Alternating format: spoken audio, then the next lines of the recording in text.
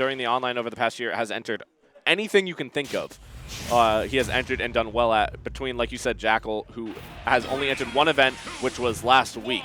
So it's interesting to see. Both have had their good games today and some off games a little bit, but it's interesting to see which style of play we're going to see just be better here.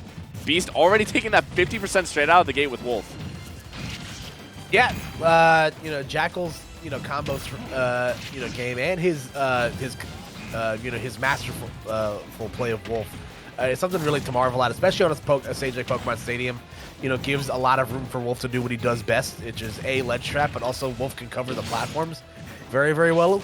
But there is always the X factor of Charizard. However, Jakal not letting the X factor take hold, at least on that first stock, as they're able to have a very impressive first stock here as Beast once again on the already on the back foot. I'll quote my boy Unknown here. Wolf is busted. Like, this is a character that deals a lot of damage super quick, has just really good frame data on so many of his moves, but you also take into account that Beast started that game with Charizard, which is considered to be one of the compared to the three, is usually considered the worst of the three. So finally seeing that switch up now, finally seeing Beast be able to go through, depending on percentage and everything. Doesn't look like now it's working, as the on-stage up B of Jakal almost killing there. Beast at a 118 on the Zard right here, yet to take his first stock off Jakal. So struggling a little bit here to really get going.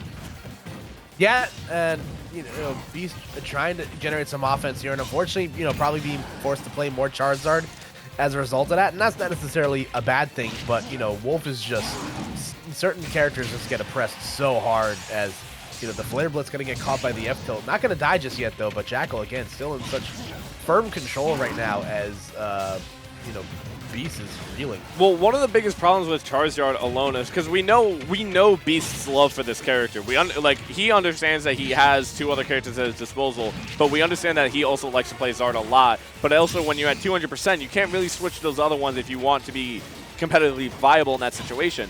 But what we know about Charizard is that at that point, when you start to lose advantage and you're currently in that disadvantage, there's not a lot Charizard can do, and Charizard kind of begins to panic a little bit. Because he only has so many options he can throw out before you're dead. So we kind of saw it right there. Jakal's still yet to lose his first stock, and Beast just struggling to find any sort of momentum here, as Jakal has been taking it to every single Pokemon he's thrown out here. Yeah, it's just been a clinic, for the most part so far. Jakal showcasing all of the things about Wolf that make him so dangerous at any percent. Nair, follows up and grabs, and obviously follows up into way more, at higher percents. Being a great kill move and combo extender, and just an all around busted move in general. And Beast has really been at a hard time, getting anything started in neutral. It seems like he's been playing from the ledges the entirety of the game, and that just speaks for the amount of control Jakal's had. But again, wow, you can't sleep. There we go. Gonna get that stock early. And listen, we've seen Beast do this time and time again. He's something about these last stock scenarios where he ends up on Charizard. He's got ice in his veins and can very easily find himself a kill here. But let's see what the response is from Jakal. But this is what I'm talking about here. Offstage, really bad situation for Charizard. You only have so many ways you can recover, and off that ledge, get up the back throw from Wolf, taking it off the roll. And Jakal, for a second there towards the end, we started to see that play from Beast and some really good options coming out from Beast, but almost in very convincing fashion, Jakal taking that game one. Yeah, and if what I'm reading correctly on SmashData.gg is correct, the set count is very firmly in Jakal's favor. A 8-1 set count lifetime. Between Beasts. So, you see Beast thinking about some other characters that he may or may not play. But gonna stick with the Pokemon trainer. Like we mentioned, it's definitely. Definitely a rough go of it. When the only Pokemon you can really generate offense with is Charizard. Given the circumstances of how the character also gets kind of bodied to disadvantage. Let's see what the answer is going to be here from Beast. It kind of comes down to the fact, I believe, going into this game too, I think it kind of comes down to how Beast can make use of these other Pokemon. We saw right there, Squirtle is known to be one of the best characters to get like that early percent up. Super fast, super small, can get out of a lot of bad situations, and can rack up an easy like 40 to 50 real quick. We didn't see a single % of damage come out from Beast at the beginning because Jakal was just in firm stage control the entire time. And even here now with Ivysaur, because you had to switch just due to the percentage racking up, only 19%, and he's going to have to switch to the Zard now because 163 is almost a guaranteed death from a single back throw. So Zard is almost guaranteed. And you even saw right there, Jakal waiting in the center stage saying, I don't need to do anything. There's a 150% gap here, and it's all on you. Oh, but gonna get the down throw with Charizard. And again, Jakal has to be careful when he is at the ledge is like that against Beast. Everyone in the room knows what he's looking for and what he can very easily convert off of. Goes for the forward throw. Oh my god. Oh man. It's what I was telling you before. You get into a situation as Charizard, you kind of panic option, and you only have so many things you can do. Yeah, my favorite Pokemon type was always Gun. Oh, Sword, Shield, and Gun, right? Yep, there we go. It is indeed fact. But anyway, we'll see how Beast responds here.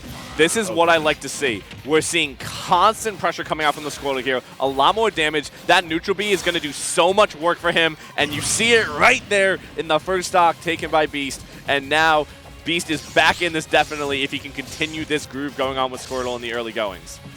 Yeah, that's something we definitely didn't see a lot of at all in that first game. No. Is Squirtle doing the thing that Squirtle does? Gives you quality percent and damage. In these early those early percents of stock with combos and stuff. And listen, Wolf is as good as he is a fast faller. He does get comboed very heavily by these combo heavy characters like Squirtle. So if Beast can get quality percent out of Squirtle on any of these stocks, it'll definitely benefit him in the long run. And I think Jakal knows this as well. Like you talk about, especially early on in Smash Ultimate, Pokemon Trainer was one of the more established characters, especially in Tri-State, and even now, like with the players that we know are constantly together, hang out, or even practicing together, we know that Jakal has really good experience against Pokemon Trainer, and so I'm sure he knows how dangerous Squirtle can be in really difficult situations. So it was almost essential, as that forward tilt kills right there, that Jakal gets going in the early percentage and makes it almost impossible for Beast to use Squirtle. Because we saw the one use of Neutral Bee ended an entire stock. And it's something that you have to be conscious of, and he knows that the big hitbox of Charizard and the slow nature of Charizard will only benefit more to Wolf's style of play. All right, jump back from the ledge. That up air will connect low enough to get that stock. So Beast evens it up here, one stock apiece, but going to the Squirtle, and again, Jakal getting the fair to the bear. Wolf doesn't have a lot of, true kill confirmed combos like that, but, that one that he does have, very potent, so Beast lucky to be, to be able to live to see the end of that. If Jakal can get Beast to over 100 here right now, I think the use of Squirtle is completely negated. Yep, Ivysaur comes out. There's no more chances really for Beast to use Squirtle because one hit on Squirtle will basically end this whole thing. And so now it's up to Ivy and possibly even Charizard here. Yep, to really get going. And now the match is heavily favored in Jakal's favor right now, just due to the nature of Charizard. Yep, and there we go. Unfortunate stuff there for Beast, forced to have to Flare Blitz back to the ledge, to at least reset neutral. But does not hit sweet spot the ledge. Jakal in perfect position to just run off a Nair, like I mentioned. Wolf's Nair at all percents is really, really effective. At low percents, it follows up into grabs. It's a great combo extender at mid percents, and at high percents, it edge guards and sometimes kills. So it's a very good move on a very good character. And Jakal, outside of a couple of instances where he got the rug pulled out from under him, looked very firmly in control the entirety of that set. So moving on to the winners finals. Yeah, it was just great all-around play coming out from Jakal. As I kind of stated, one of Beast's only hopes there, especially as the match got farther and farther in, was that early start with Squirtle, getting a lot of percentage going when he's on the low percentage on any of his stocks, and especially towards the end there when